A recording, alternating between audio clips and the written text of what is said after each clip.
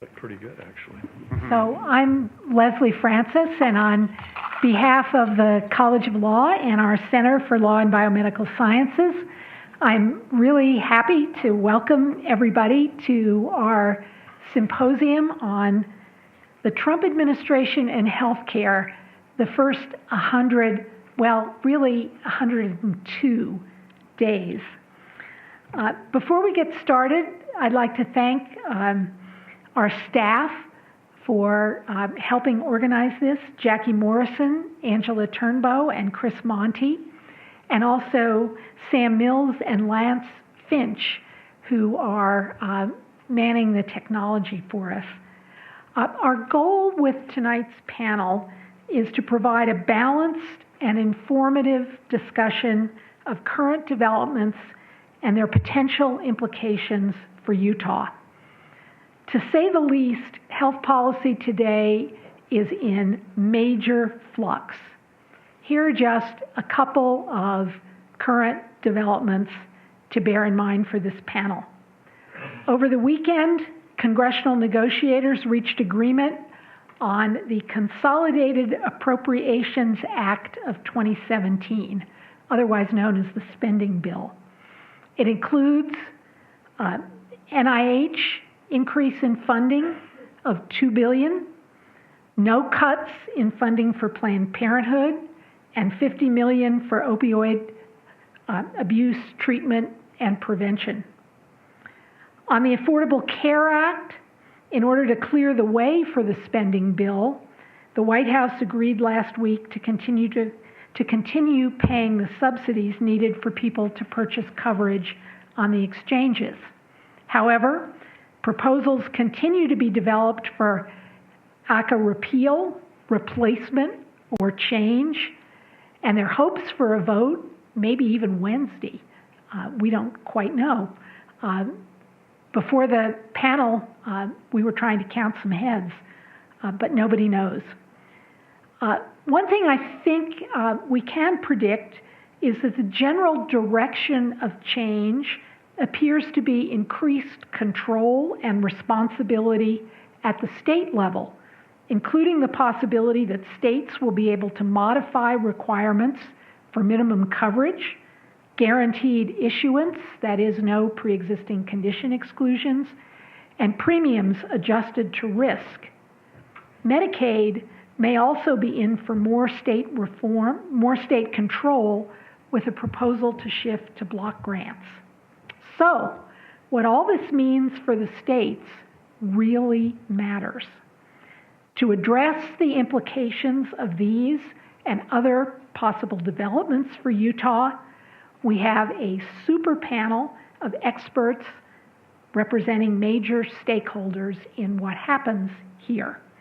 In alphabetical order, we have Nate Checketts, who's Director of Health Financing and Medicaid from the Utah Health Department. He is on his way, so the empty seat will be filled shortly, and we're not going to go in alphabetical order. Stephen Foxley, who's Director of Government Affairs for Regence BlueCross BlueShield of Utah. Dave Gessel, who's Executive Vice President of the Utah Hospital Association. Matt Slonaker, who's Executive Director of the Utah Health Policy Project, which is spearheading Save Medicaid Utah, a coalition. And Douglas Springmeyer, who's Vice President for Governmental Affairs for Molina Healthcare of Utah. Each of them is going to speak for maybe about 12 minutes on what their piece of the elephant is, and then we're going to have some time for the panelists to interact with each other, and lots of time for questions from the audience. Our hope is to have this part of the program go until about 6:30 or thereabouts, and then there will be refreshments out there and an opportunity for a lot more in the way of informal discussion. Before we start, you'll notice one conspicuous absence from this panel: legislators. We did try to get members of Utah's congressional delegation, but they're understandably occupied elsewhere at the present moment. Governor Herbert would have been here if he hadn't had a scheduling conflict, and he actually recommended that we ask Mr. Checketts. We were quite delighted to note that we'd already asked him and he'd agreed to be on the panel. So without more, we're going to start, I think, why don't we just go this way and we'll get to the end when Mr. Checketts, who will also be joining us shortly. Oh, actually, we could if you want. No, we'll give you time to sit down. Okay, let's just go this way. So we'll start with Doug Springmeyer from Molina. Thank you, Professor Francis. It's really an honor to be here. So I think I've got a PowerPoint that will ask the audiovisual person to get started. So Molina Healthcare is one of the 3 companies that are currently involved in the federal exchange and are offering marketplace products to the residents of Utah. Select Health, which is IHC's insurance arm. HealthyU, which is the University of Utah's health arm, and Molina are the 3 companies that currently offer products on the federal exchange. Molina's enrollment in 2017 is roughly 75,000 citizens. We're excited to continue to serve residents of Utah. This is my attempt at a joke. So, what is your feeling as to whether or not we've had a successful 100 days? I think everyone from an objective standpoint would indicate that it's been a somewhat difficult time for the administration. Molina Healthcare, our mission, we service primarily government people, Medicare, Medicaid, marketplace. We're really unique in that with regard to the Utah plans. We're pleased to be involved in the Medicaid space and work closely with Mr. Checketts to serve Medicaid enrollees. This is a map showing the states that Molina is currently enrolled in. We have roughly 4.2 million people that we serve throughout the country. So just for fun, let's talk about the 100-day accomplishments that the Trump administration. So as of this morning, the word was, and based on the Sunday talk shows, the AHCA apparently had been revived, and the thought was, as of 9 a.m. this morning when I put this together, that it may pass the House this week. There can be 22 no votes among the Republicans, assuming that there will be no Democratic votes in support before it would fail in the House. And when I looked on Politico about 20 minutes ago, they said that the whip count was 21 no votes currently among the Republicans. So that is a razor-thin margin, to say the least. We should know later today as to whether or not it'll come up for a vote, but it's certainly exciting. So President Trump was interviewed on Face the Nation and said that the guaranteed issue and the ability to get coverage would be just as good under the AHCA as it is under the ACA. All of us were a little stunned by that announcement, given the language in the House version, which indicates that state flexibility will exist, and at the option of the state, as long as it would meet the threshold, and that is that it would be less expensive in premiums, the state could issue a waiver that would allow them, for a company like Molina, if you have a heart condition, if you have diabetes, we could rate you. And your premium would no longer be the same just based on the age. It would be based upon your health condition. And there we are back to where we were 5 or 6 years ago before we had guaranteed issue and we had community rating. And this is a little hard to reconcile with the statements by the president that the AHCA guarantees the same benefits and the same protection for the residents. He seems to be basing it upon high-risk pools. But Utah's experience with high-risk pools is that the premium was very much higher than it is for a standard issue health product.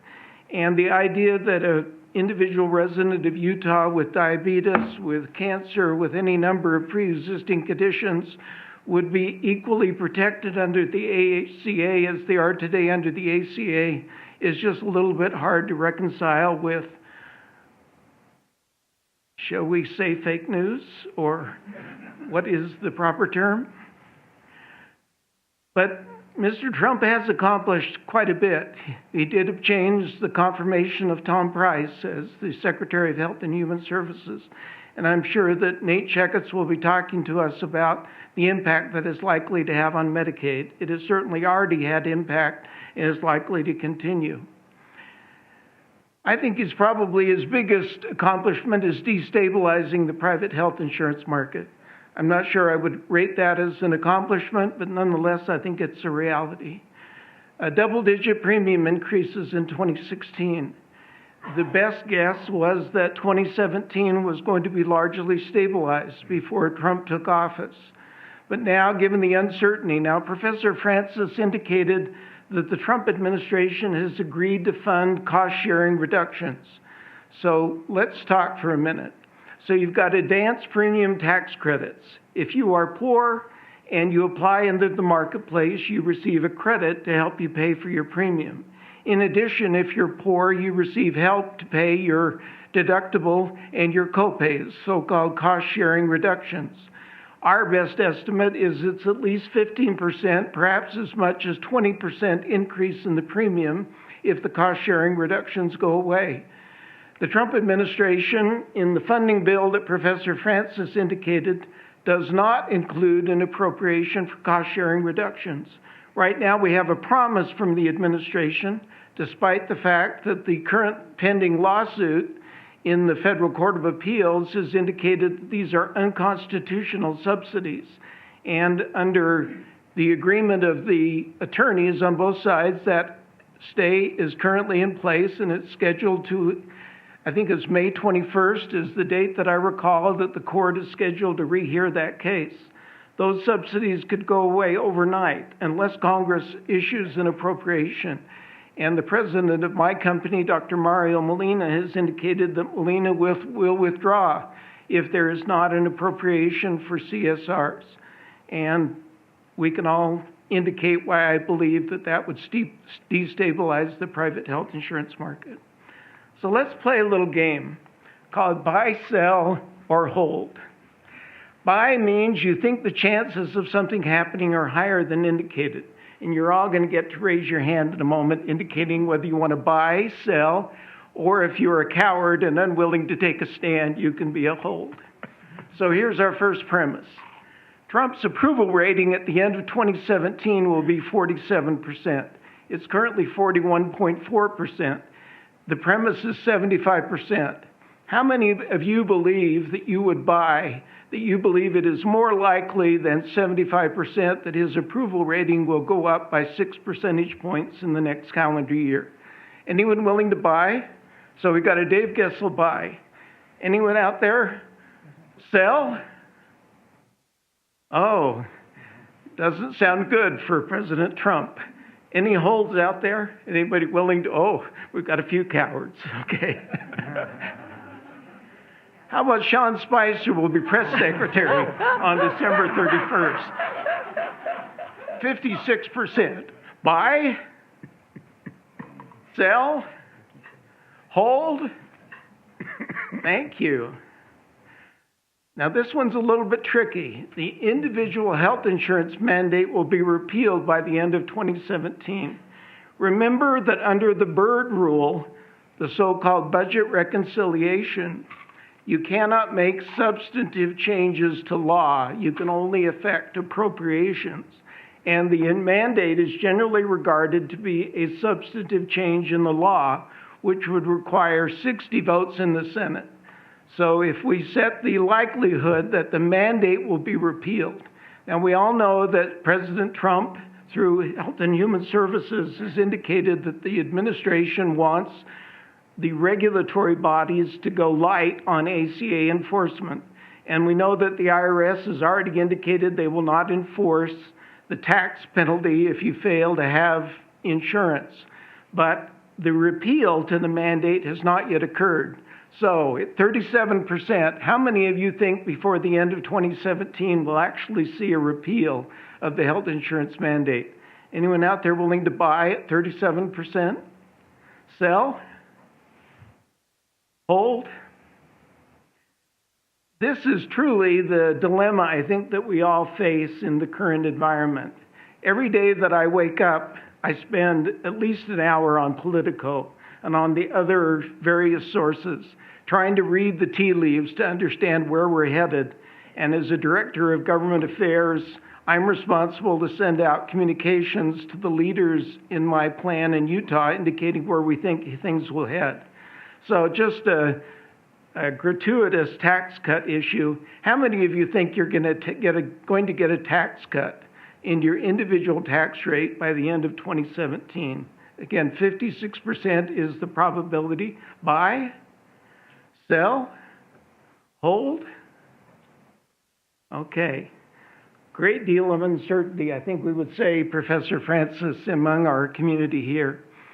So I've got some additional slides that I'm happy to make available to you, talking about some of the solutions for Medicaid, policy options for stabilizing the marketplace, and other issues that Molina thinks would be important. But I'll turn the time over to Matt, and thank you very much.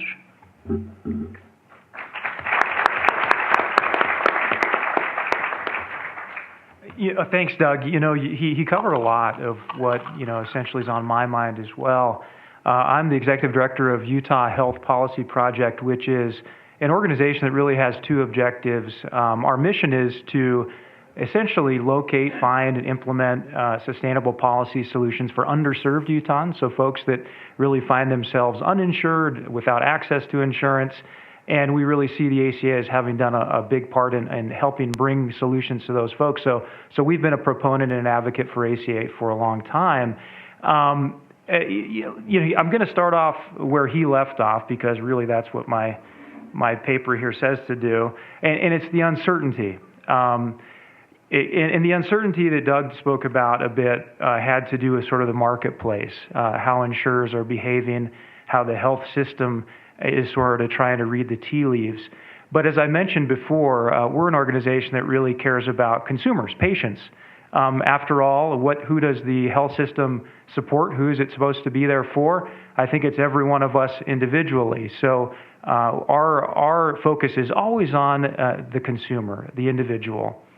And the uncertainty really has not been good for that demographic, for all of us as individuals.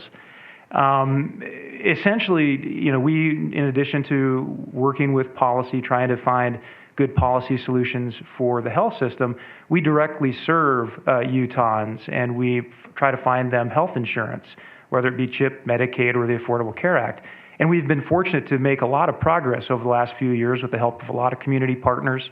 A few are in the room, I see, so thank you for your cooperation and partnership. But this really now, this uncertainty and what could be over the horizon is putting us in a very hard position. We're having people come to us and say, well, gee, should I buy this? Or do I have to? Am I going to have to pay the penalty? Will this be here next year? And those are decisions that really shouldn't be short-term calculations. Whether you buy insurance and have insurance to protect your family should be a sort of longer-term family decision, family economic decision. You buy what's affordable, you maintain insurance, you do all the right things to keep your family healthy. And I'll tell you, we just started making progress. We talked about, kind of rounding the curve or getting to a place where the Affordable Care Act might actually be financially working for insurers. Well, it was getting to that place as well for a lot of clients. Premiums did go up, but hopefully they'd balance out and perhaps be more affordable for consumers in the long run. But more importantly, the access to care. We had a lot of folks that really hadn't ever had insurance before. They'd never had a stable doctor. And part of our sort of work is to not just get folks insurance, but to make sure they go and get a doctor, they have a consistent care, a place for care, a health home, and they'd been doing that. So we'd made such progress, and I'd hate to tell a lot of these individuals that, look, I guess you're going to have to go back on the uninsured, be an uninsured person, and seek care wherever you can get it. And that's really not where we want to be. So 3 policy changes that I think are worth talking about. So beyond the uncertainty, I think with just the last 102 days or whatever it's been, with some of the changes that have been made and some of the proposed changes that are out there, I think I want to focus on that a little bit now. The 3 big pieces that we are concerned about really are, 1, pre-existing conditions and how they are treated in the new marketplace, if there is one, if this passes and it goes through the Senate and gets signature by the President. We're worried about Medicaid block grants, so how Medicaid is financed. And we're also worried about essential health benefits. So I'll start out with essential health benefits. The new version of the AHCA, the American Health Care Act, the one that's before the House right now, actually is worse than the old one. So it was a little bit interesting. Paul Ryan decided to go make sure he could lock down the Freedom Caucus, the more conservative individuals in the House, and then go after the moderates later. I'm very surprised that so many moderates have crossed and pledged their support to this new bill, because if you look at it, actually in many ways is much worse for the consumer, for the individual. One of those ways is you can waive the essential health benefits now. A state can opt to waive that. We talked about waiving guarantee issue. We're going to talk about that a little bit more in a second. But the essential health benefits are essentially a package of benefits that are guaranteed in an insurance product. So we don't have to go and play the lotto and find that insurance that may or may not cover what we're going to have or what we're going to sort of face in our lives in the way of health care. You don't have to play that Russian roulette. Is my kid going to get sick this year? What is it going to be? What kind of insurance should I purchase? And essential health benefits are meant to mitigate those really hard decisions. You're going to be covered for the bulk of what you may face as a family. Eliminating essential health benefits is a bad thing for a number of reasons, not just from the family perspective, but from a state policy perspective. If we don't have that sort of commitment to things like behavioral health care is an essential health benefit, and it's just been a great thing for Utah's behavioral health providers because they just have many more payers in the mix. They've got reimbursement like they haven't seen before. And if you take that away, at the time we're facing a major opioid crisis in Utah and across the United States, that's just going to serve us poorly. And I think it's a big risk that we take. So that's one of the ways it's even worse. I think the next thing I think I'll mention is the Medicaid block grants. And this one can go either way. I know a lot of our decision makers in Utah have been positive on block grants, and they sound really good. Give the state flexibility.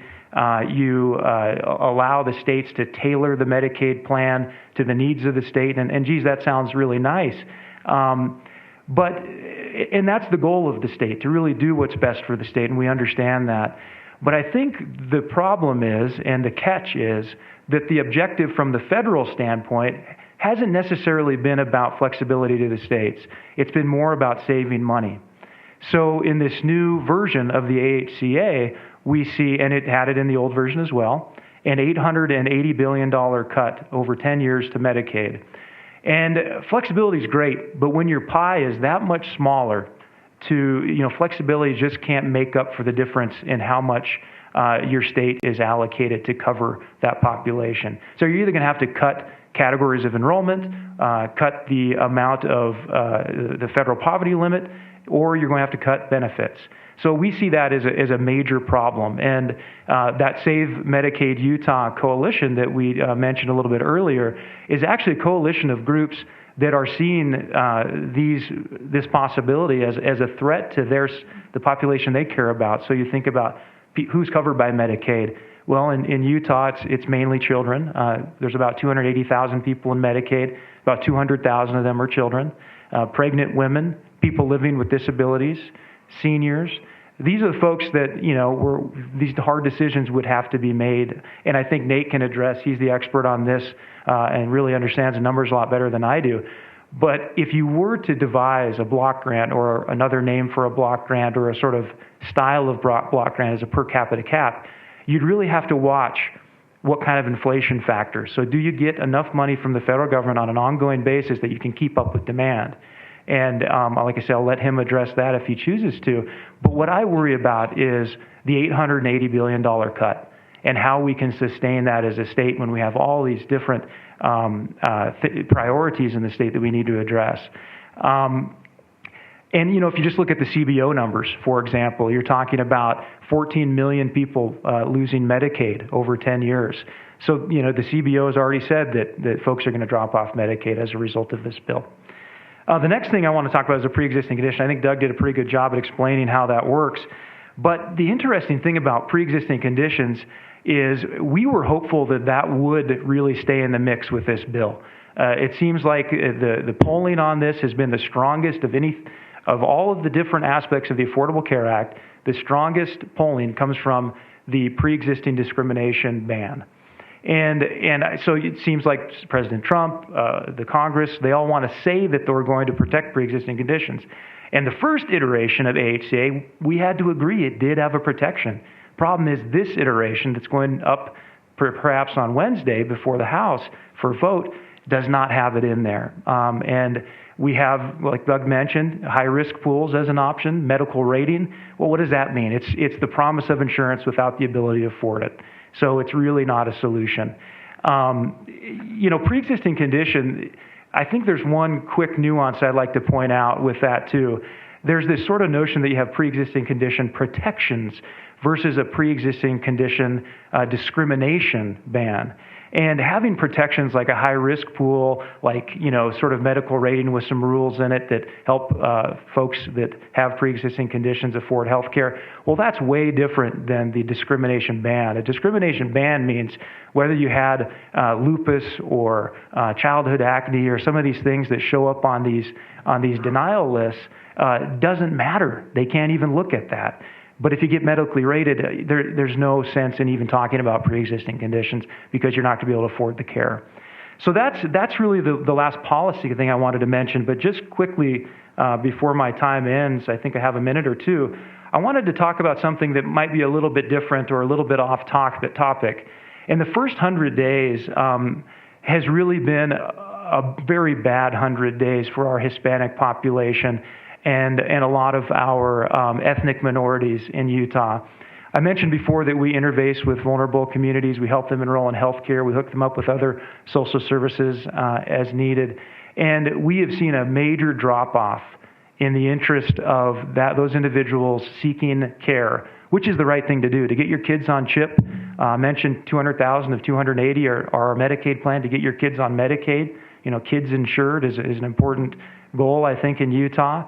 But unfortunately, we face a statistic in Utah that predates some of this stuff, but it's still, you know, exacerbated by current circumstances, which is that we're 51 of 51 as far as uninsured Hispanic children. We're the worst. We have the highest rate of uninsured Hispanic children, and it's something that UHPP and a lot of our community partners have taken up as a goal and a focus to try to remedy that. But I'll tell you that the last 100 days, the changes on deportation, the threats that have come in through executive orders or potential executive orders has really had a major chilling effect on those vulnerable populations. And I bring up the Hispanic population. We've done more in the way of research there, but refugee populations, the Muslim population are all facing those same difficulties. So it's not really healthcare related, but it really is as well. I had some numbers just really quickly. We've got 200,000 Utahns in the Affordable Care Act. That's not a small number. In fact, we had one of the highest rates of growth, the third highest rate of growth this last open enrollment period. We've had a 25% drop-off in the uninsured rate from 16% to around 10%. That's a good statistic for Utah. And we've got, so I guess I wanted to add up the numbers, the 197 plus how many Utahns in Medicaid, about 290. You're looking at about 500,000 people plus, because you have PCN and CHIP as well, in a public program. And that doesn't include Medicare because it isn't really threatened by the AHCA. And so we have, you know, over 500,000 people and potentially more threatened by some of these actions in Congress. The 24 million people that would lose coverage, a lot of those folks are here in Utah. And so we're, you know, really monitoring the situation. We hope that on Wednesday, you know, the reasonableness will prevail and that we will keep thinking about how to fix the Affordable Care Act rather than repeal it and really jeopardize the health care of 24 million plus Americans.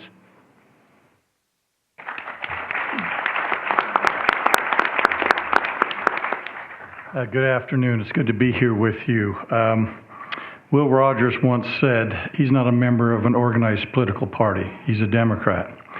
I would also say that now about the Republicans. You have basically civil war going on within both parties and with both parties. And actually, with both them and us as citizens, that's what worries me the most. I don't care who's president. I don't care who's running the Congress. The people that really make this country run and successful is you and me and the other tens of millions or hundreds of millions that go out and work and try to do the good things and the right things and right by their families and their communities. And we're having a real fraying in that right now. So that's a whole different thing. But that concerns me more than who's president or not or which party's in control, because we're just not in a good spot right now in how we as a body politic work through issues. And this is a prime example. The other thing I want to say is, we're kind of in this idea of sound and fury signifying nothing. I think this is the fourth time I've read in the experts saying we're going to have a vote on this bill. I'm not holding my breath. There's going to be a vote this year, and this week, I'm certainly not holding my breath that whatever they pass in the House will resemble anything that they fully pass, if they pass anything. The Senate will ultimately control this issue if it gets to them. I love to study history, political history, and other things, and I want to inform us a little bit on history, because I think we get a little histrionic right now when we're just living it. I'm pretty sure you could go back for the last 5 presidents in their first 100 days, and the current president wouldn't be a whole lot worse or better than any of them in their accomplishments or their appointments or what they got done. Think about it for a minute. If you started a new job in an area you didn't know very well, and you were judged fully after 100 days, it'd be pretty tough. I'm not necessarily trying to defend him. I'm just trying to put it in perspective. I think part of another perspective is 93% of those who did vote for Trump, and probably not many in this audience, are totally supportive of what he's done in his first 100 days. Okay, that's a really nice naked re-elect, as we call it, in the marketplace. It's just going to be really interesting how some of the things happen. Some of us are old enough to remember 1968 and that Vice President of the Democratic Party lost to Richard Nixon, who everybody thought was bad. And he had a tough 4 years, and then the Democrats picked someone even worse for them, and he swept the country. So I'm not predicting, but I wouldn't assume that Mr. Trump is only in for 4 years. We've only had one 4-year president in the last 60 years. So we all need to look at where we're going and agree or not agree. But healthcare is a mess. I defend healthcare. I defend hospitals. But the system we built in this country is not very efficient. It's not very cost effective, and we're all paying that price. I want to focus specifically on the issue on 3 areas, hopefully get enlightened a little bit on politics, policy, and procedure. Well, we know where the politics are. They've 100% switched, haven't they? Who is threatening to stop the president and whatever he's doing in healthcare? Who is threatening to sue whatever the president or the Congress does in healthcare? It's flipped. The Republicans did it for 7 years, had some successes, had some defeats with Obamacare, and now the Democrats are doing the same thing on the opposite side. The Republicans, it's remarkable. Actually, I worked in Congress many years ago that they didn't have a better game plan on this. It's crazy. They have the votes, but they can't even get their own people together. This latest iteration, for example, looks to be totally stupid. The Senate will not go along with it, and it's a popular area, as he mentioned, and it doesn't really give them much. I mean, honestly, if you're not invested in this particular policy, if you took a step back, you'd say, well, the Democrats are winning without doing anything, because they're not doing a whole lot. There are some big changes, but there's not a whole lot of changes, and that's because Now, the procedure. The Republicans have to have a 3-stage game plan on health care changes, and at some point the Democrats have to agree with some of them or it won't happen. Why? Because the Democrats, and that's part of the problem we're in now, rammed through a bill with no Republican votes 7 years ago that was an incomplete bill. There was some really good bipartisan stuff in there that no one's talking about that won't get repealed. But the things they're fighting over, it's because there was no consensus. When we passed Medicare and Medicaid, it was mainly the Democrats, but there was a pretty strong minority of Republicans that supported both of those, and they're very popular programs in many ways. You got to have that in big policy changes where you have both sides. But because they use the reconciliation process to ram it through, it's put the Republicans in a tough spot because the reconciliation process only works with money. And the parliamentarian for the Senate has to decide if that particular issue deals with money or not. That's another reason in my mind this pre-existing condition amendment is stupid, because I think that's a policy decision, not a money decision. The money decisions are things like taking the money out of Medicaid expansion, taking the taxes away, the individual mandate, those kind of things. So it's going to be difficult. It just seemed like a really funny amendment for me that conservative Freedom Caucus thinks is going to make a huge difference. Again, 31 states out of 50 expanded Medicaid. Their amendment just says a state can choose to opt out of the essential benefits or the pre-existing conditions. How many states do you think will opt out? I don't think very many would, even if that became law. I don't think even a conservative state like Utah. We might have a debate on it, but I can pretty much tell you on those issues, the whole healthcare community, insurance companies, advocates, hospitals, doctors, many citizens would say, we like that. That's a good thing to have. Let's not get rid of that. But they have that part. They have to only do some of it through reconciliation.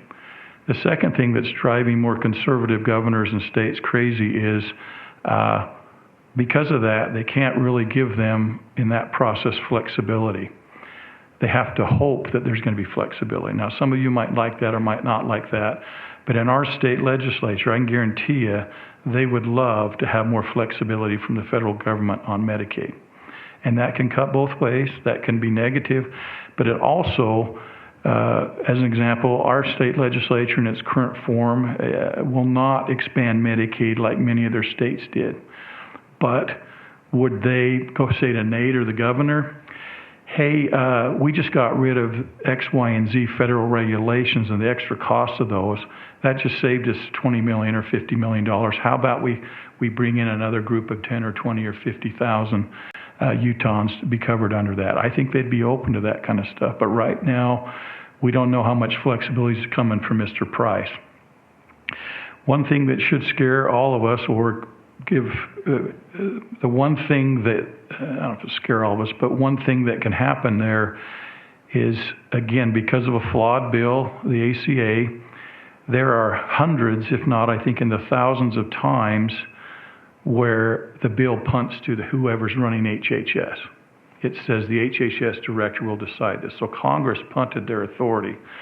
And that looked great when the Democrats controlled everything. Doesn't look so great now, at least for them, because Mr. Price, by regulation or just by not enforcing things, could honestly crater Medicaid right now. I mean, not Medicaid, the ACA right now, or just change things over time that will benefit some and not benefit others. So that's an interesting part of that. And then the third thing is the actual policies will take Democratic votes, particularly in the Senate. And so I don't know if we'll ever even get to that debate because they're not anywhere close to each other. I'm probably sounding negative, and I don't mean to, but I'm also trying to say that, the sky isn't falling. Most of the Republican proposals would put us where? Would put us back to where we were, at least in this state, 7 years ago. We haven't expanded Medicaid.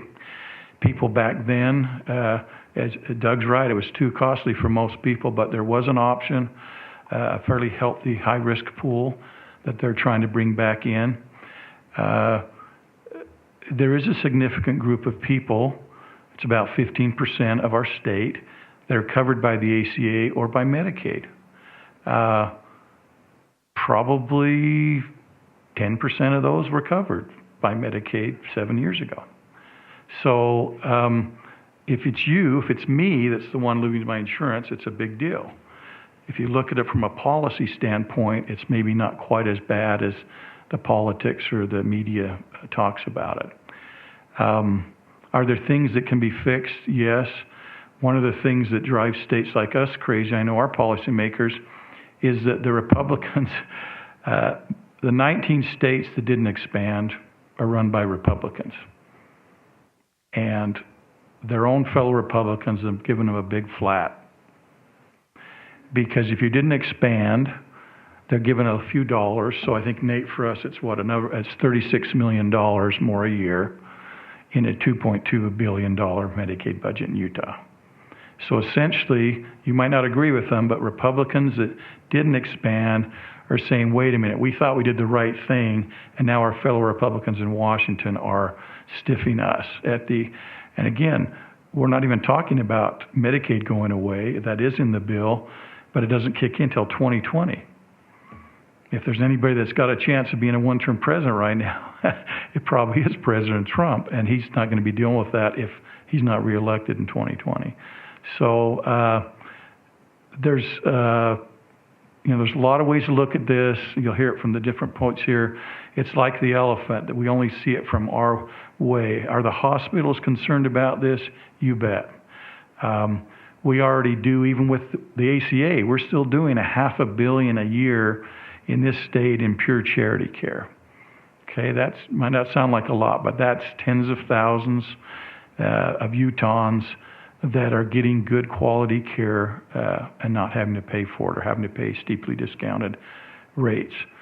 But what does that really mean? That means that you and I and our premiums, the estimates are about 17% of your monthly premium is going to cover the uninsured one way or the other, and then the Medicare and Medicaid don't pay enough, essentially. So we've got a kind of a cobbled together system.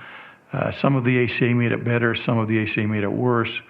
Can't see much in the Republican proposal that's going to make a whole lot better, but we're going to muddle through, I guess, at the worst on it. Let me give you some other broader statistics that may or may not make you think harder on this. A lot of people think it's great we've expanded Medicaid in this country. When Medicaid was started, it was for poor mothers, pregnant mothers, children, and certain categories of disabled folks. Well, I don't know, but I don't think we have 70 million of those in a country of 330 million. The biggest health insurance program in this country by far now is Medicaid, with 69 to 70 million people in it. Medicare, who everyone kind of likes, is only about 54 million. So whether we like it or not, you add in all the government programs, half of our system is already government run, or government controlled as a payer. I don't know if we like that or not, but it's, then I want to add the next thing. When I worked in Congress, we used to joke $1 billion here and $1 billion there, it adds up to real money. They just voted on $1 trillion federal budget for a year. What's our federal deficit? $20 trillion, or close to that. I can't even wrap my head around that. And healthcare is the biggest driver of, it's not defense anymore. It's not the interest on it, but that's getting close. It's basically what we as a country are spending on Medicare and Medicaid. 5% of people use 50% of the healthcare resources. 30+% of the money, you could argue, is wasted because it's at end of life and it doesn't help. It keeps someone alive for another minute, another hour, another day, but it doesn't help them with quality of life and really give them a chance to live longer. We've kind of met the enemy, and it's us. So I guess my plea to the group here is we have a problem here. It's not a new problem. We've had this problem for a long time, but both parties and we as citizens have punted it for a long time. When's the last time we had a bipartisan effort on entitlement reform? Anybody remember? Reagan administration, 1983, Tip O'Neill, the Democratic leader, Ronald Reagan, Republican leader, both kind of despised by the other party, but they got together and jumped off the cliff symbolically together and really just changed the arc of Social Security, but kept it with really minimal changes, kept it solvent for another 2 generations. We've got to do that. Whatever happens on this stuff, this is kind of minor.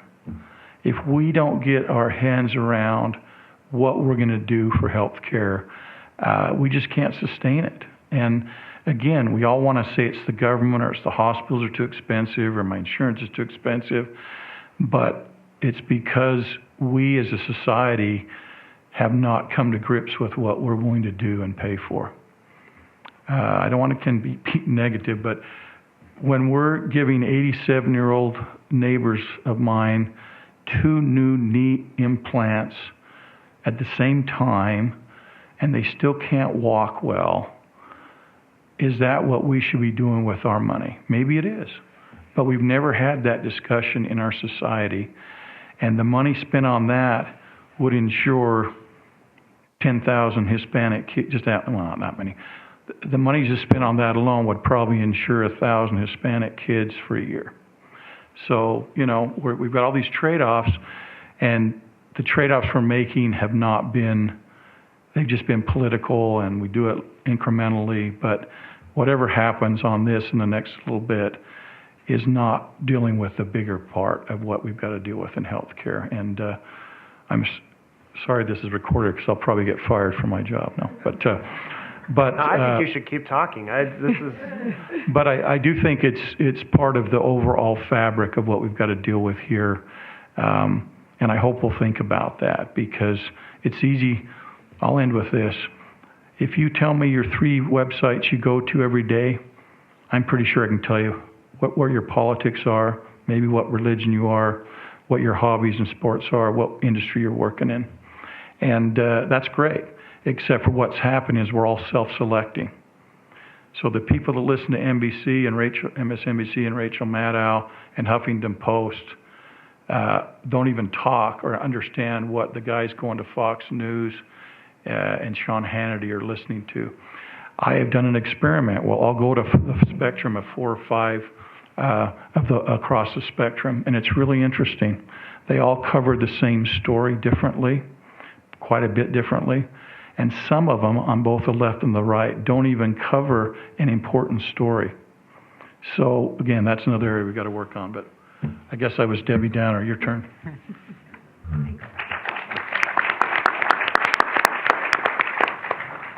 I'm going to try and go quick because I want to hear what Nate has to say. So, first, I think Dave made some great points that, and everybody here, Professor Springmeyer on down, but I think until we have an economically sustainable healthcare system, the changes that we're talking about are important, but we're not really tackling the problem. And healthcare costs a lot, and the bills that we're talking about today do not do what they need to do to change the trajectory of healthcare costs. In terms of what's happened in the first 100 days, if you were going to grade the president, it would be an incomplete at the most generous level. But in terms of things that he's actually done, the one thing that I would say hasn't been addressed that I would bring up is the market stabilization rule that he came up that has been finalized as a way to help stabilize the individual market a little bit. And I would say that it probably won't do what it's supposed to do only because of all of the other uncertainty that's in the market that I think Doug alluded to earlier. But some of the things that have been talked about are requiring that everyone who enrolls during a special enrollment period be verified that they actually qualify. Right now we have a number of cases where people will sign up and may or may not actually be eligible for insurance, incur a whole bunch of claims, and then drop coverage. And that's a step to alleviate there. You've also got steps to prevent where a person can sign up for insurance for 9 months and then not pay premiums for the full year. There are rules that would say that if you sign up for insurance with that same carrier again, you've got to go back and pay those unpaid premiums.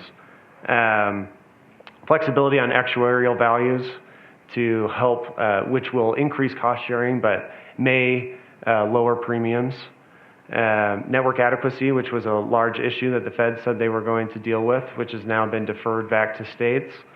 And then the other thing is shortening the open enrollment period. From right now, you can sign up through March, and the final rule that's come out would close that from November to December 15th, so that you're only dealing with, you're only eligible for insurance beginning at the beginning of January. I would say that all of those things are tinker at the edges again. They're not going to solve the instability of the insurance market in the individual market until we have certainty on cost sharing reductions, on other tax credits. Those are not the silver bullets that the Trump administration may think they're going to be. But you do see them. They've reached out to states. They've said that they're going to be flexible on things. If I were a state policymaker, I would tread lightly, only because there's so much uncertainty. So I think that's the main thing I would have to add to this discussion. I would say the points have been pretty well discussed.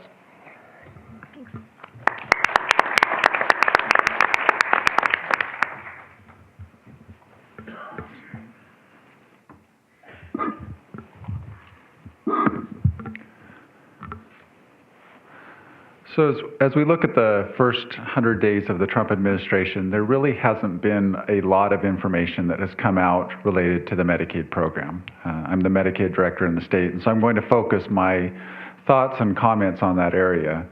A lot of the discussion we've had today about what might or might not happen with Medicaid has actually been targeted related to the bill that the House has been running, and we know President Trump is working with the House related to that, but it does seem to be that he has more stepped back and allowed them to pursue a bill that they think they can get through. And as mentioned earlier, there's significant questions about whether or not the Senate would back the proposal that's come out of the House.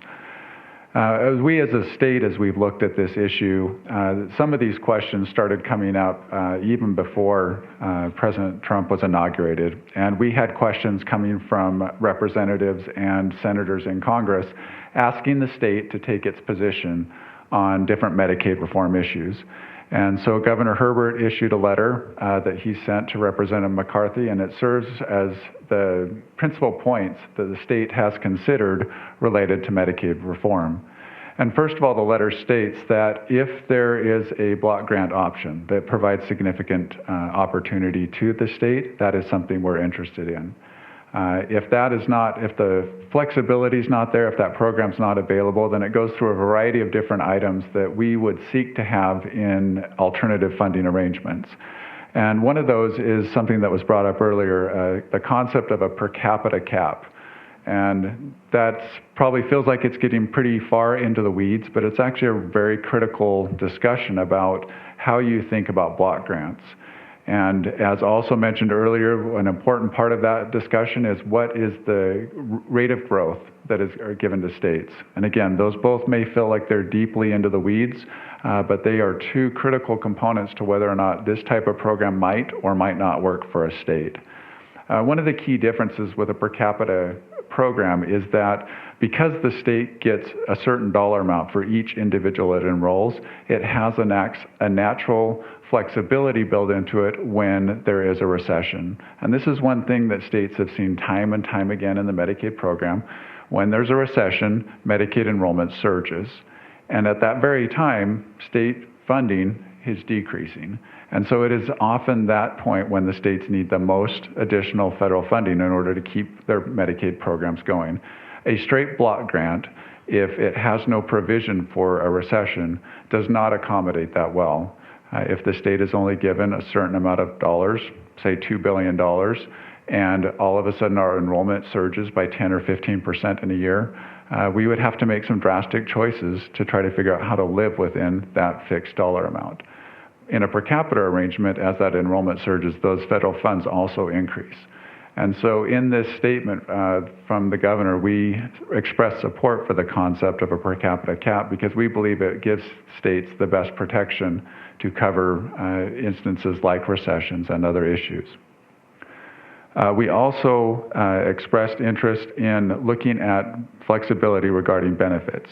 Now, there's been a lot of discussion about essential health benefits and how that plays out in the private market, but there's also a similar discussion in the Medicaid program. And one state in the country, Oregon, has received special permission to use a prioritization process on its benefits. And to say, when it runs out of funding, it will cut the benefits that it believes has the least value or the least contribution to the health of its population.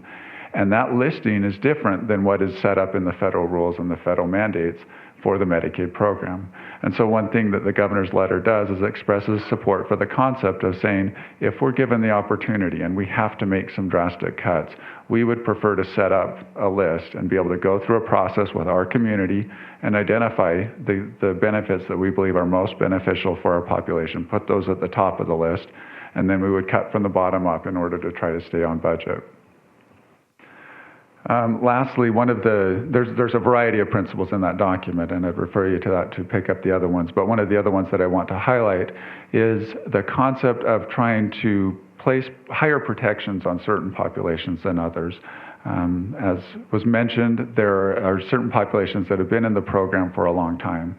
And as we look and are more vulnerable to changes in their benefits. And so as we look at that, we put a prioritization to say, looking at children, looking at the aged, looking at individuals with disabilities and pregnant women, to say that the program should remain the same for them. And that as states seek flexibilities, we would look more at the parent population and also at this newest population, the expansion population, those adults without dependent children, and to say that's where states should have the greatest flexibility. That's where we should be able to have the greatest ability to look at enrollment caps, to look at higher cost sharing, to look at other ways to try to cap and control the growth in that program. Now, as I mentioned, the bill that's come out before the House, that is the primary discussion of things going on related to how Medicaid might change in the near future. As we look at that bill, there are a couple of key concerns that we have related to it. Overall, the governor's expressed general support for it, but we've highlighted some things that are not in there yet that we would like to see. And one of the key things that the state has sought is that if we're going to have a transfer of risk, which is really what a per capita cap does, it takes risk from the federal government and transfers it to states and puts states in the position of potentially losing funds on the Medicaid program. That if we're going to accept this transfer of risk, we must have the flexibilities that go along with it. And those flexibilities simply are not in AHCA right now. And it feels, in general, that that bill writes a large IOU to states and says, trust us, these flexibilities may come at a later date. And there are steps that have been proposed that might get states those flexibilities. The first one would be through the current administration. And we have had very positive discussions with the current administration. They do express a lot of interest in being willing to be flexible on some of their administrative rules. But as a state, we have a concern about the longevity of that flexibility. We've seen very clearly a change from the Obama administration to the Trump administration. We may get significant flexibility under the Trump administration, but 4 years down the road, we may have a very different administration that would pull all of those flexibilities back. And so the state would be left again with the risk without any of the flexibility. The last phase that has been proposed in this process that sort of to try to complete this IOU would be trust us and give us a chance. We'll pass later on these flexibilities in law, and then you'll see them, and then you'll know what your flexibilities are. First of all, that scares us because we don't know what they will pass, and that is very concerning. And second of all, there's a serious concern about whether they could pass any of those flexibilities. They don't go through the 50-vote test. Instead, they must meet the 60-vote threshold. And it's unknown whether they would be able to complete on any of those. So as a state, we have several concerns about the bill as it's going through. We've definitely expressed those to the administration. We've expressed those to members of Congress and have worked very closely with Senator Hatch's office. He has a very influential position in the Senate, and we have had very close discussions with his staff regarding those concerns and interests for the program. Overall, we are watching a lot of these changes. We are, as I mentioned, in discussions with the current administration to talk about flexibilities for our existing program. We have 2 pending changes that will expand coverage for this state right now. Although it is not a full Medicaid expansion, it does close a portion of the gap, maybe about 15 to 20% of the gap that is out there right now. The first phase will go in on July 1st, where we'll be covering additional parents under the program. We've increased the income level for parents. This was something that was passed back in the 2016 legislative session, and it's estimated we'll cover 3,000 to 4,000 additional parents on the program. And then the second phase is a waiver that's still pending in front of the Trump administration. It's something we submitted back in 2016 to the Obama administration. It was not acted on, but we are continuing discussions with the current administration about it. And what that would do is it would allow us to cover certain adults without dependent children in very targeted groups. Those that are chronically homeless, those that are involved in the justice system, and those that have mental health or substance abuse issues. It's estimated that if that was approved, we would be able to cover 6,000 to 7,000 additional adults under that portion of the program. We do still have funding in our budget for that program, and if it was approved, we could start it on January 1 of 2018. And those combined total of about 10,000 individuals would be out of an estimated gap of about 65,000 individuals that are in the Medicaid gap that potentially would have been covered if the state had done a Medicaid expansion, which it has not. And so with that, I think I'll stop my comments and turn it back so we can open it up for questions. Thank you.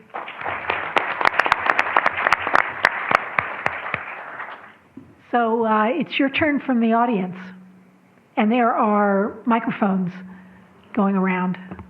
Yeah. Yeah. Without wanting Mr. Checketts potentially to commit suicide publicly. Not planning to. What question are you going to ask? There are microphones coming around. At a town hall in February, my state senator, Dr. Shiazawa, made the statement that Healthy Utah, the Medicaid expansion bill he ran, made sense at the time, and that it still makes sense. Would you be willing to make any comment on that statement of his? I think it's somewhat counterintuitive to a lot of people, the notion that it would still make sense given the change in administration, but I also know Dr. Shizawa's thinking well enough to be confident that he has good reason for assessing it that way. One of the core provisions of Healthy Utah, it was the governor's proposal along with Senator Shiazawa and others that worked on that, was a proposal to do Medicaid expansion through a private model. And in essence, it would have followed to a great degree what Arkansas has done, and that was to take this expansion population, which was the 65,000 in the gap, plus some of the others that ended up on the exchange, and put them on Medicaid, but in the private health insurance market. And there's been a lot of discussion about whether or not that would have been a good idea and what would have happened if we had done that. As previously mentioned, health insurance premiums in the exchange have skyrocketed the last couple of years. And so if that had been experienced by the program, that would have been devastating cost-wise. It would have been a large increase. But part of what hasn't been factored into that is that this population that would have been put into the marketplace would have been a generally healthy population. There was a provision in Healthy Utah that acted much like a risk pool, in that the sickest individuals, we estimated at 8 to 12% of the population, would have actually been pulled out of the private market and put directly on Medicaid. And so those lives that would have been sent to the private market would have been healthier lives. And it's unknown to me what that would have done to the market. Would that have helped stabilize those rates in any way? So I'd sort of put a big question mark on that about whether or not Healthy Utah is still the right way of addressing that. There's so many other things that are on our plate right now and what we're looking at. We're really focusing on those right now. Dave? The Hospital Association was a major supporter of Healthy Utah. We lobbied long and hard, and we played the old game where we had the media, the Senate, the community. We had everybody. We thought we could force the State House to do it. And politics had changed since the ACA. Both federally, you're seeing it with the Freedom Caucus, and they don't have a name in our legislature, but there's about 20 legislators in the House that were elected in 2010, 2012, 2014 who just won't move on this. Nate brings up a good point that is it exactly the same way now, how many years later, 2-3 years later? But I would argue that if there was some flexibility given, if we could find a way that it would work financially, I actually think potentially the legislature could support some more in that area. Brian Shizawa is a fabulous physician as well as senator and health leader in the state. The last thing I'll add on that quickly is real positive for this state. You look at who's up here, a lot of other states, I don't know if you'd get the same group on a panel. We disagree plenty, but we agree plenty. And one of the hallmarks is there's a lot of good collaboration in moving this area forward. As an example, Nate and I and the governor and whoever, we can talk all the time, and our hospitals can talk, and everybody else can. A lot of other states, they don't even talk to each other. The hospitals or doctors are suing the state, which is a mistake. But so my point is, we actually are in a better shape than many states. That if we can get some flexibility or some more opportunity to do some good things.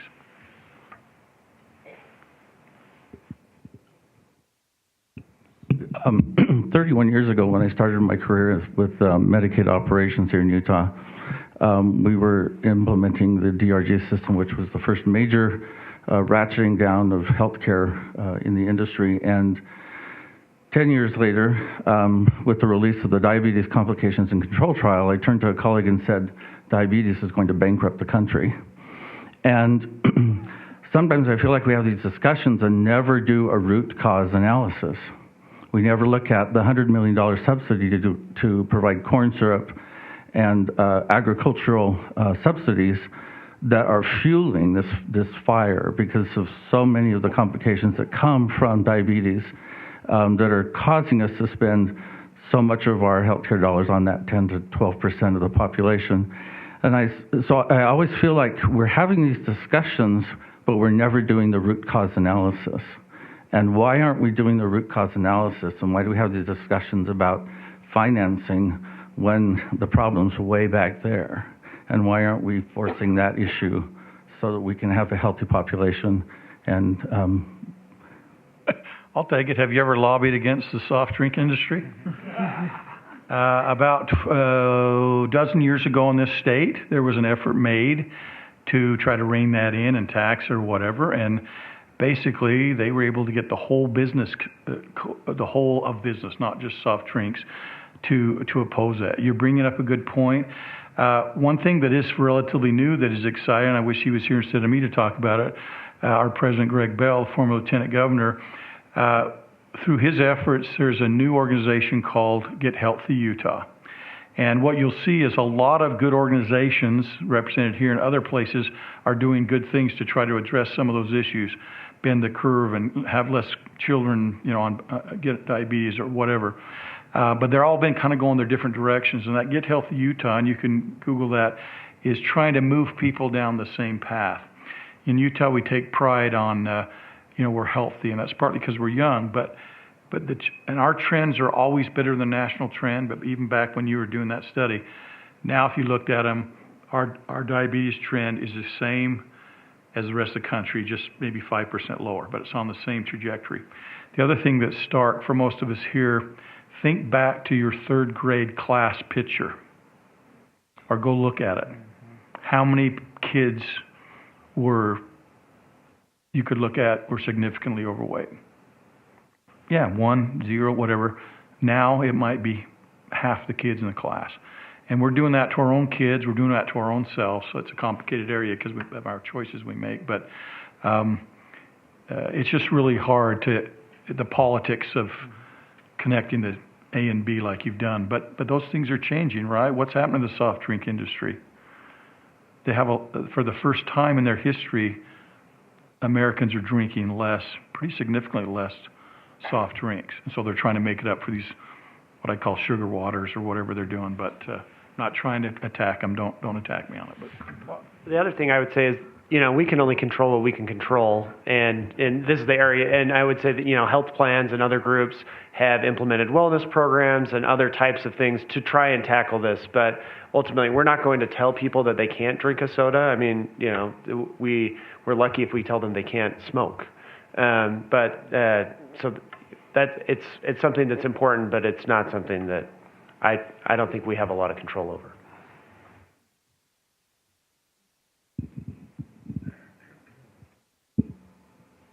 Thank you. Each one of you raised an issue that I'd like to ask you a quick question about.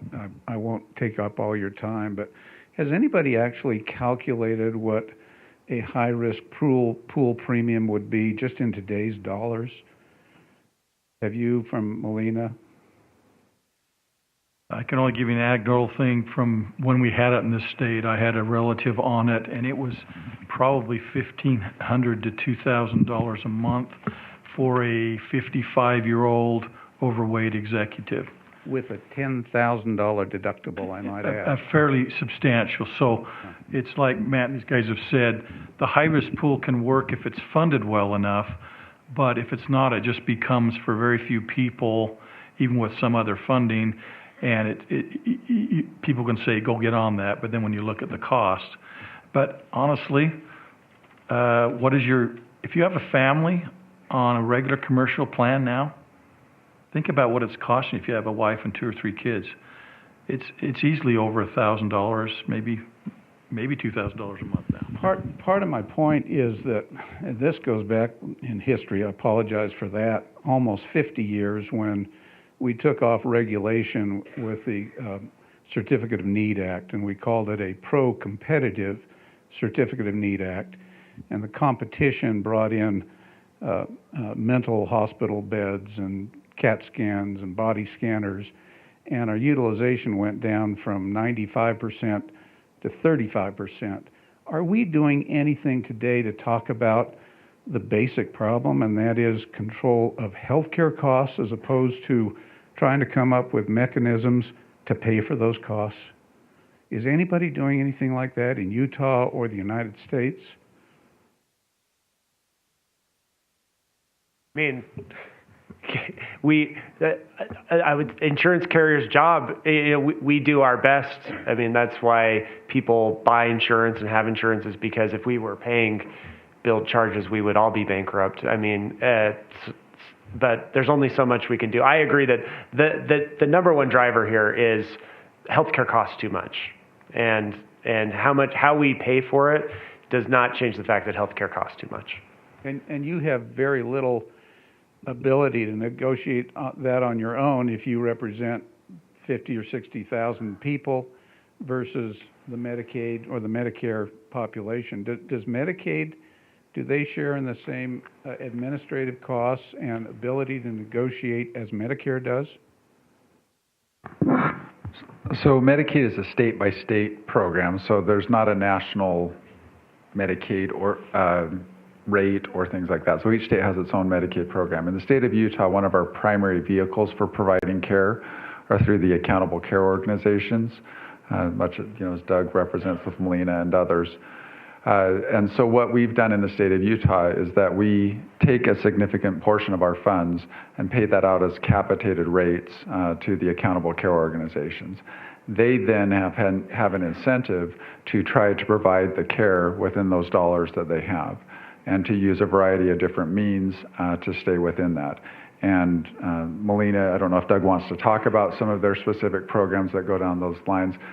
but has some very specific programs, as do the other health plans, where they go out and look for interventions that they can do with individuals to try to control the overall costs. And actually, they improve the life of the individual in doing that, but they also have the side benefit of that keeps their costs within the premiums we've given them. And some of those involve actually going out and meeting with the members in their homes to try to look at what's driving some of those issues. We talked about diabetes and others. And I remember it's an anecdote, and I'm sure there's others that may be better, but I think there was one of their members that needed a fridge to take care of some of their medicine to make sure they were using it appropriately and it wasn't spoiling. And so they actually helped that member with the fridge in order to make sure that they were getting the care they needed. And that, for Molina, ended up working out financially because we were paying them a set amount for that member, and that helped them live within that price. So there's things that the plans can do to try to look at that. And then also overall, there is an effort to look at paying for, rather than paying for each individual service provided, to look at quality measures and pay for more of a quality payment rather than an individual payment. And that's a Medicaid care movement, but that's also something that we're looking at incorporating into the Medicaid payment process. One specific, when you started out with the CON, a number of states still have that, but it just kind of bars the poor guy from getting in. It doesn't necessarily stop what you're talking about. We actually have a problem with the federal government and talk with them, but they've just talked about it in the antitrust arena. So a perfect example would be you have 4 different big systems in Utah, all have hospitals in this valley. They all have the MRIs, the CAT scans, the other multi-million-dollar things. Federal law would prohibit Intermountain or the U and HCA to say, we got 6 too many, MRIs in this county. Let's get rid of them and share. They won't let us share under the antitrust laws. So, that's kind of what stops some of that. So, my question's on a different topic, and I think we've covered a lot of these different aspects in the last 100 days, and I understand that's the focus. So we've heard about things like being able to buy insurance across state lines. That's a Republican thing for quite some time because they claim that that's going to drive down costs. We also hear this thing in passing with regard to being able to buy prescription drugs from, being able to buy medications from outside the country, let's just say importing drugs for Canada. How many of these things are realistically actually considered in these policy deliberations that you have, and what kind of input does a state or your state delegation have in this process?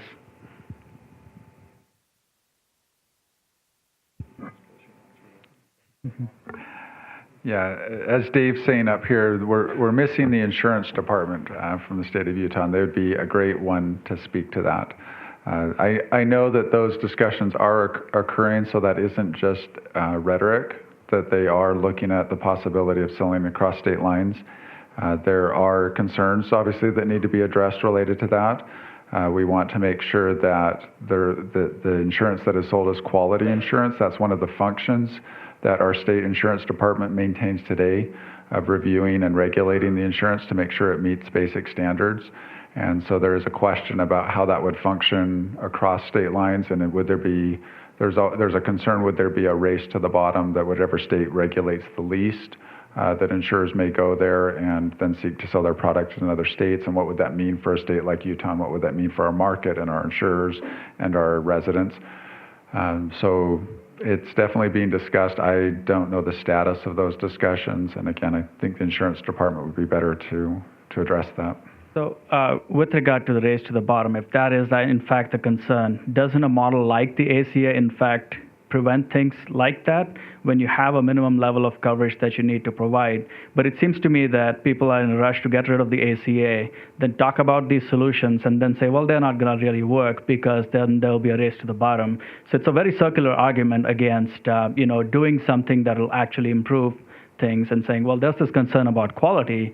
Well, if there's the concern about quality across state lines, then the answer is clearly federal, because that would be that's got to be the floor. So why isn't this widely discussed? It just doesn't make sense when you say, well, quality is the concern. Well, then it sounds like removing the floor does not make a whole lot of sense. So definitely it's one of the things, quality is one of the things that's looked at, cost is looked at, availability. There's many areas in the country that don't have health insurance available to them right now, or maybe only one plan. So competition has been a problem there too. And having a federally set floor is one way to try to obtain that. There are also, each individual state has its own interest in maintaining certain levels of standards, and is that, will they maintain sufficient standards collectively?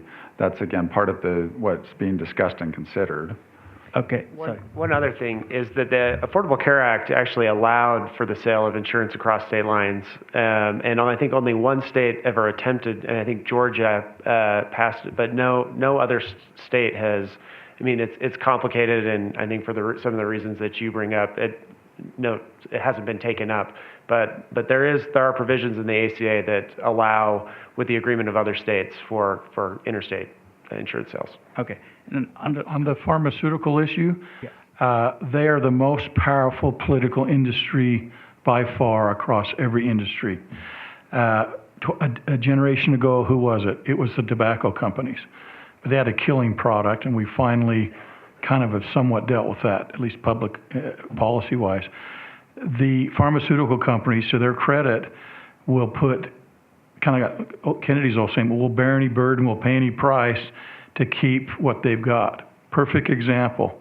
They got put in federal law that states, people like Nate or the governor, our state, couldn't change the price of drugs on a state level for Medicaid or for other things. Okay, and I'm just saying that the only way it's going to change on that, and that is probably the biggest driver of healthcare costs right now, is that somehow we as a country, we put enough pressure on our political leaders that they start changing things. But I'm just telling you, I've been on the wrong side of that, and they play hardball politically, really hardball politically, and they'll back that up with money and resources. Okay. Other questions from the audience?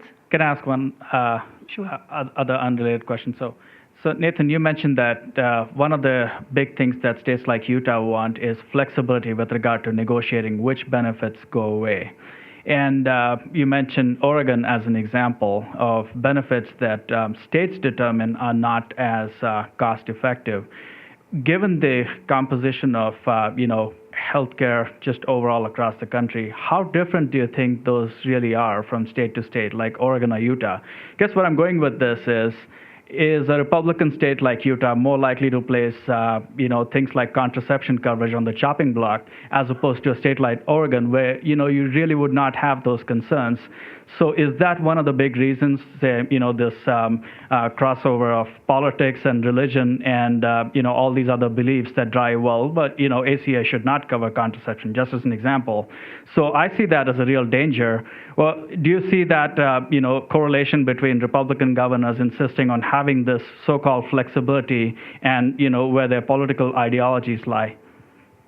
Actually, our concern related to that is really driven by much bigger dollar items. And the current rules and regulations related to Medicaid mandatory and optional benefits are arcane.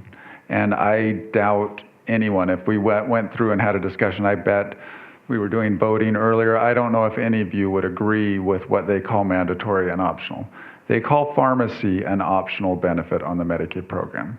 States have the ability today to cut pharmacy from their benefit.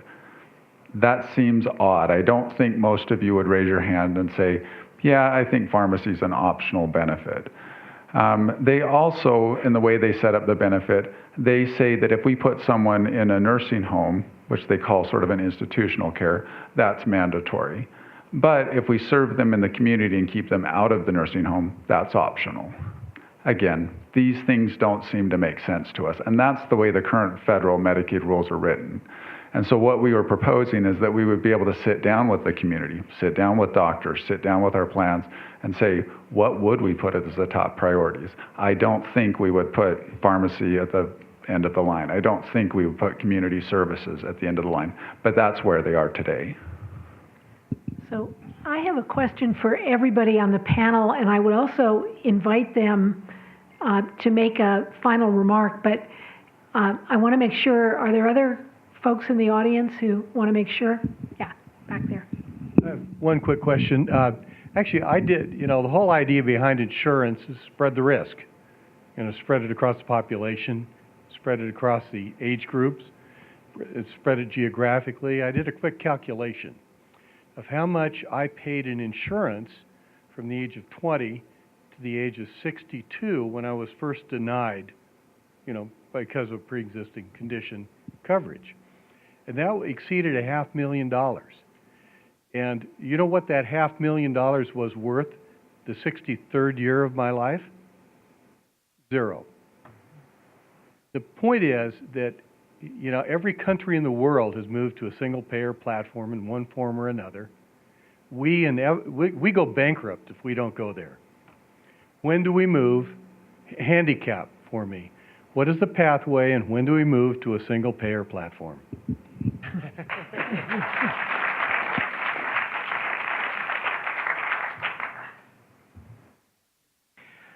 So Nate kind of did a nice segue for Molina. The letter that Nate referenced that went to Representative McCarthy, I think, quoted the savings that have been generated by managed care in the private administration, the Medicaid program. I don't want to put words in your mouth, but I think it was in excess of $40 million that was identified as savings. So single payer doesn't necessarily mean changing the age of Medicare. It could well be similar to the German program where there are cost controls and there are utilization controls, but it's still administered privately. And I believe that that's got the better chance of being palatable to the United States than some of the other options for single payer. But I couldn't agree more that the current trajectory is going to bankrupt the country, and where the train wreck is going to come, where we will realize that we can't continue, I don't know. But I think it is going to come in all of our lifetimes, and we'll have to then put the pieces back together in some way. You know, you asked the platform, and I really think, you know, the Affordable Care Act is the platform and was meant to be the platform. And I think right now we're really in a period of time where there's a great risk to seeing a transition to a more sustainable healthcare system from ever happening in our lifetimes. So, you know, this vote on Wednesday, if it goes to the Senate, has the momentum, gets signed by the president. We're setting ourselves back, you know, not just the 6 years since we put, or whatever it's been, 4 years since we put the Affordable Care Act into place, but we're going back, you know, a couple decades. And really, I think at that point it would be catastrophe. Most of the single payer plans, if you look at the history of how they came about, those countries were facing very big decisions governmentally. Some of the countries, it was World War I, others it was World War II, and that was the path to single payer, or some sort of a system that's sustainable but heavily government regulated and a guarantee, and sort of seeing healthcare as a human right, which our current system doesn't do. Thanks. So I'd like to invite each panelist to make a final comment, and perhaps with a twist, what do you think it will be like if the current situation, without any bill, but a lot of debate, just continues until, let's say, November? And maybe what can the state do about it? So we have an administration that has expressed strong interest in providing additional flexibility related to the current Medicaid program. Earlier, I expressed my concerns about how long that might last. It will last as long as this administration's here, but how long this administration will be here. But in that environment, in this 4-year period, we will see new things coming from states, and that will be approved by this administration. We're in discussions with them. They tell us as we're in those discussions that other states are farther ahead of us in those discussions. States are looking at ways that they can modify, change flex their program to meet their individual needs. So I would say this year should expect to see various states get approvals for alternative proposals for how to address the coverage needs in their states, much like the one we're working on that's carried over from 2016, but other states are doing many things like that. And they will consider things like enrollment caps, benefit flexibility, additional cost sharing, work requirements. Those things will likely be considered and approved by this administration. I'd like to end on a positive note by saying that whatever happens with the AHCA or the ACA, back to my first comment, there are phenomenal people getting up every morning and providing fabulous health care, physicians, nurses, all kinds of other providers. The medicine, the drugs, the medical devices that we have now are phenomenal.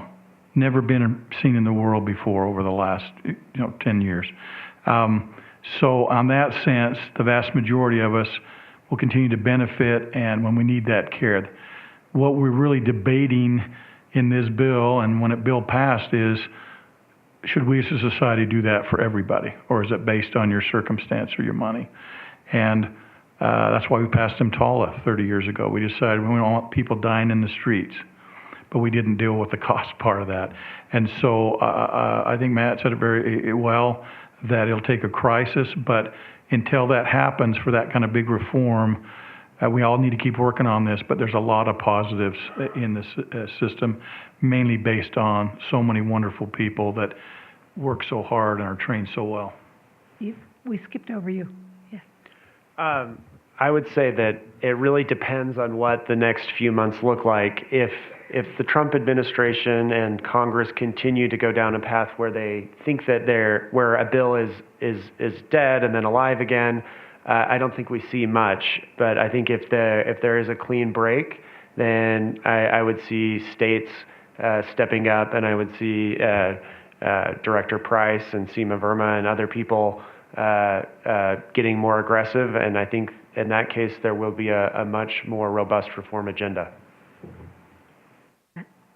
Yeah, I think this is the last chance for repeal and replace. If it doesn't get through the House, make its way to the Senate. I don't even think there's a guarantee that the Senate is going to receive the legislation in a way that is receptive. I also think was brought up a little bit, we talked about reconciliation and money matters versus policy. And there will be major hurdles in the Senate that the House doesn't have with the Senate parliamentarians. So there's not just how receptive the Senate is, but some strict rules on what types of legislation they can consider. So it would be heavily amended. You'd probably see a more lengthy hearing process. Hopefully, I worked on the Affordable Care Act for Senator Baucus back when he was chairman of the Finance Committee. And hopefully, more reasonable minds will prevail with Chairman Hatch, who's the chairman now of the Senate Finance Committee, and they'll consider a bill, and they'll go through the hearings, and they'll have deliberations and not do what the House is doing, trying to pass something even before there's a CBO score or a budget associated with the bill. So I think, that's kind of the looking forward a bit. I don't think it's going to get there, I think, generally speaking. But I think there's still a threat to Medicaid as well. I mentioned earlier a lot of advocates have focused on protecting Medicaid because we see Medicaid is not only under threat through these means, through the AHCA, they're calling it, but also through things like tax reform. We've heard that maybe CHIP, which is really ought to be funded separately and just taken care of, it's up for funding again soon, would be held up because they really want to do some version of entitlement reform and block granting or per capita caps. So and it's a huge revenue raiser. 80 billion, whatever it is a huge revenue raiser for the federal government to provide for tax cuts and things like that. So Medicaid would still be under threat, and we're worried about that. To also end on a somewhat positive note, I'm trying to do that here now as well. Say this all dies and we move on from AHCA and they sort of think this isn't the chance to do entitlement reform and we're not going to use Medicaid to finance a tax cut. Well, I do think Trump and Secretary Price might be receptive to red state Medicaid expansions, and that we can sort of turn to that conversation again, not how we take away care from folks that we've provided care to over the last few years, but how we can provide more access to insurance to those that we haven't yet. And I'm happy Nate brought up the waiver, and the waiver that's pending. The one that wasn't a waiver is just an expansion of to about 4,000 parents, which is wonderful. But why don't we go back to some of the proposals? Maybe it isn't Healthy Utah. Maybe it's something a little more bold, a little more red state. Or maybe it's going back to something I know there was some interest in early on in the Medicaid expansion debates, in a partial expansion up to 100% federal poverty level. And I don't want to get into the weeds there, but that might be something we do. So the ACA covers those above 100, and those under just go into the expansion. That was a non-starter for the Obama administration, and maybe there's there will be some light at the end of the tunnel on that idea with the Trump administration. So that's a little bit of positive, but obviously a lot more negative than positive. So shame on you, Matt, for raising the prospect that CHIP would not be reauthorized. I'm sure he didn't think that up. That, to me, is a bellwether that we'll know by the end of June. If Senator Hatch, as the sponsor along with Senator Kennedy of CHIP, is not able to get a clean CHIP reauthorization bill through, I would suggest to you that the apocalypse for healthcare may have arrived. To me, I mean, that is one of the great programs that has helped so many children. We should be proud of the fact that CHIP was passed, and it continues to be a great program. I think Utah should be proud of the fact that we have one of the most innovative Medicaid programs in the country. Could be a model to be implemented throughout the country that potentially could do as we have done with Medicare funding, prove that it can be done without breaking the bank. But the Trump administration has a constituency. I think all of us have been isolated to some extent. Those of us who have employer-based insurance, who have no skin in the game to any significant extent. We don't understand what it is to be in the Rust Belt, to be without jobs, to be without health care. I mean, I have friends that are not subsidized under the ACA, don't get advanced premium tax credits, and they're looking at, to me, a bankrupting insurance premium in order to afford insurance. Some of you sitting in the audience probably are in that category as professionals who are looking to have insurance that is not offered through your employer. So I am very, very bullish on Utah, and I'm hoping very much that Matt's wrong, that CHIP is indeed reauthorized, that we move forward, and that we have the opportunity to continue to serve Utah residents, which I'll continue to focus on. The Utah Hospital Association should be proud. We have 100% participation in the Medicaid program, one of the few states in the country where every hospital is willing to accept Medicaid, willing to share in the common pain. So there's really good things to be said about Utah, and thank you, Professor Francis, for the opportunity to be here. Please join me in thanking everybody on our panel for being so generous with their time. And there is a reception outside, so please stick around for a while. Have some beverages of your choice and some hors d'oeuvres. We hope they're reasonably healthy.